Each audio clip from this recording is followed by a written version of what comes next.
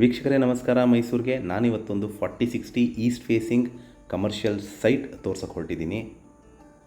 ಇದು Vijayanagara first stage ಮೈಸೂರಲ್ಲಿ ಬರುವಂಥ ಪ್ರಾಪರ್ಟಿ ವಿತ್ 80 ಫೀಟ್ ರೋಡ್ಗೆ ಫೇಸಿಂಗ್ ಇರುವಂತಹ ಪ್ರಾಪರ್ಟಿ. ಎದುರುಗಡೆ ಏನು ನೋಡ್ತಾ ಇದ್ದೀರಾ, ಇದು 4060 ಈಸ್ಟ್ ಫೇಸಿಂಗ್ ಸೈಟ್.